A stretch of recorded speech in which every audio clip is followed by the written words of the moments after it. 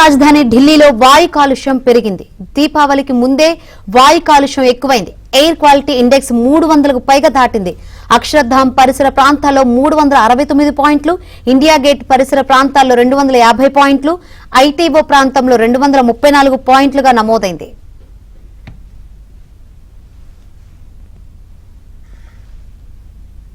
ఇప్పటికే ఢిల్లీలో green crackers కు సుప్రీంకోర్టు అనుమతి ఇచ్చింది.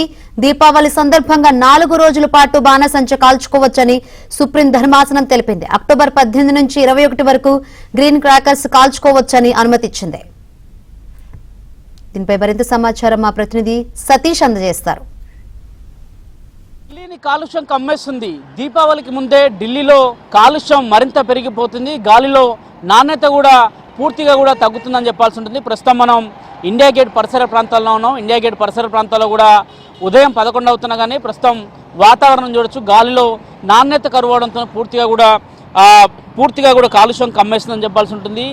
ఇండియా గేటు దాదాపు దివాళీకి ముందే ఇండియా గేట్ పరిసర ప్రాంతాలంతా కూడా ఏ విధంగా కాలుష్యంతో కమ్మేసిన విజువల్స్ కూడా మనం చూస్తున్నాం. రెగ్యులర్గా అయితే సెప్టెంబర్ నెలలో అంటే దాదాపు చలికాలం ఇంకా ఢిల్లీలో స్టార్ట్ కాలేదు. సెప్టెంబర్ నెలాఖరు వరకు కూడా ఇండియా గేట్ ప్రస్తుతం మనం చూస్తున్న విజువల్స్ అంతమందికి చాలా క్లియర్గా కనిపిస్తున్నది. కానీ ఢిల్లీలో ఇప్పటికే స్టేజ్ 1 కింద కాలుష్యం పెరుగుతుందనే అంశాన్ని కూడా చాలా స్పష్టం చేస్తున్న నేపథ్యంలో తాజాగా ఢిల్లీలో ఎయిర్ క్వాలిటీ ఇండెక్స్ 300కు పైగా కూడా అనేక ప్రాంతాల్లో కూడా ఇప్పటికే పెరిగిపోతున్నది. తాజాగా అక్షర్ధామ్ పరిసర ప్రాంతాల్లో ఇప్పటికే ఎయిర్ క్వాలిటీ ఇండెక్స్ 300 పాయింట్లకు పైగా పోతే లోధి కావచ్చు, ఢిల్లీలోని ఐటీఓ కావచ్చు, అనేక ప్రాంతాల్లో కూడా దాదాపు 260 పాయింట్లకు పైగా కూడా ఎయిర్ క్వాలిటీ ఇండెక్స్లో నమోదైందంటే ఢిల్లీలో కాలుష్య తీవ్రత ఏ విధంగా కూడా అర్థం చేసుకోవచ్చు. ప్రస్తుతం మనం ఇటువైపు రాష్ట్రపతి భవన్, అదేవిధంగా నార్త్ బ్లాక్, సౌత్ బ్లాక్ ఉన్న ఏరియాలు కూడా మనం చూడొచ్చు. పూర్తిగా కూడా కర్తవ్య పథ్ నుంచి ఏ విధంగా కూడా అవన్నీ కూడా కనిపిస్తున్నాయి చూడొచ్చు. దాదాపు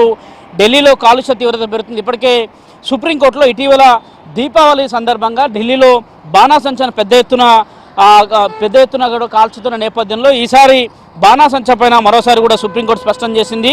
గ్రీన్ క్రాకర్స్నే వినియోగించాలి, గ్రీన్ క్రాకర్స్నే వినియోగం చేస్తేనే కాలుష్యాన్ని అరికట్టేందుకు ఉంటుంది. అదేవిధంగా గ్రీన్ కాలుష్యం అమ్మే వారు పూర్తిగా కూడా క్యూఆర్ కోడ్ ఉన్న వాటిని మాత్రమే గ్రీన్ కాలుష్యానికి సంబంధించిన టపాసులు కూడా కొనాల్సిందిగా కూడా ఇప్పటికే సుప్రీంకోర్టు కూడా స్పష్టం చేసిన నేపథ్యం. మరోవైపు కాలుష్య తీవ్రత ఎక్కువ కావడంతో ఇప్పటికే స్టేజ్ 1కి సంబంధించిన అంశాలని కూడా అటు పొల్యూషన్ కంట్రోల్తో పాటు ఎయిర్ క్వాలిటీ మేనేజ్మెంట్ సైతం కూడా ప్రకటించడం జరిగింది. దాదాపు ఢిల్లీలో తిరిగి కూడా అక్టోబర్ చివరి నాటికి అంటే దాదాపు దీపావళి అనంతరం కూడా ఢిల్లీలో కాలుష్య తీవ్రత మరింత పెరిగే అవకాశం ఉందని కూడా వాతావరణ నిపుణులు సైతం కూడా హెచ్చరిస్తున్నారు. గతంలో ఎన్జీటీ లాంటి సంస్థలు కూడా ఢిల్లీలో కాలుష్యానికి కారణమవుతున్న అనేక సంస్థలను కూడా మూసివేయాల్సింది. అదేవిధంగా పరిశ్రమల నిర్వహణకు సంబంధించిన అంశాలను కూడా కొన్ని కఠిన చర్యలు కూడా అమలు చేసింది. తాజాగా ఢిల్లీలో మరోసారి కాలుష్య తీవ్రత కూడా అదే స్థాయిలో పెరుగుతుందని చెప్పాల్సి ఉంటుంది. ఖచ్చితంగా కాలుష్యాన్ని అరికట్టేందుకు కేంద్ర రాష్ట్ర ప్రభుత్వాలు ఇప్పటికే అనేక చర్యలు చేపడుతున్నప్పుడు కూడా ఢిల్లీలో మాత్రం కొంత కాలుష్య తీవ్రత నానాటికి పెరిగిపోతుంది. అక్టోబర్